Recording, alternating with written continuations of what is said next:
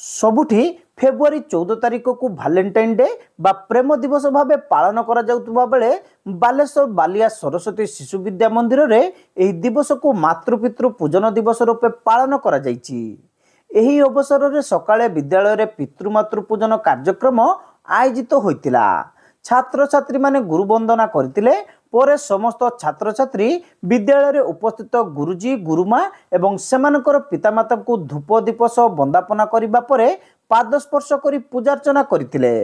एही समय रे सेठारे एक भावावेगमय परिवेश सृष्टि होइतिला। पितामाता माने आनंद प्रकाश करिबा सह पिलामानंकु आशीर्वाद प्रदान करथिले। एही बोली कार्यक्रम निश्चित रूपे सेमानकर पिलामानंकु भारतीय संस्कृति आड़को आकर्षित करि परिबो बोली सेमाने आशा प्रकाश करथिले। पाश्चात्य अपसंस्कृति ठारू दूरे रही भारतीय संस्कृति अनुसार निजर पितामाता को सम्मान प्रदर्शन उद्देश्य रे बालिया सरस्वती शिशु विद्या मंदिर रे एही दिवस को पितृमातृ पूजन दिवस रूपे पालन करा जायतिला। ए प्रकार दिवस पालन द्वारा आम महान भारतीय संस्कृति प्रति पिला माने सचेतन हेबा सह अन्य मानकु मध्य सचेतन करि परिबे। आयोजित कार्यक्रम रे विद्यालय परिचालन समितिर सभापति कांचनबाला पात्र, संपादक उपेंद्रनाथ पात्र, प्रधान आचार्य नरेंद्र कुमार महांती प्रमुख जोग देइथिले। समिति ओडिशांकर अधीन रे परिचालित सरस्वती शिशु विद्या मंदिर बालिया एक संस्कृति संपन्न विद्यालय। शिक्षा और संस्कार ये उभय अग्राधिकार दे निरंतर भाव रे शिक्षण कार्य करिया सुचे विद्यालय।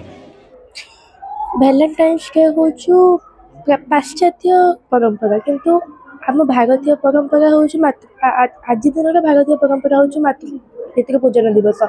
आमे हमर भारतीय परंपरा को छाड़ी कहीं से पाश्चात्य परंपरा ग्रहण करिवु। आमे समग्र विश्व को देखै देबु जे आम विद्यालय भारतीय परंपरा को ग्रहण करुचे। आमे से पाश्चात्य परंपरा से भैलेंटाइन्स डे पालन करिवु।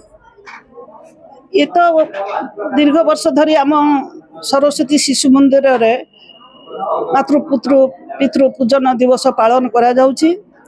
कारण प्रत्येक शिशु मंदिर रे केवल बाल्या शिशु मंदिर रे नुहे प्रत्येक शिशु मंदिर आज मातृपितृ पूजन दिवस पालन करा जाउची।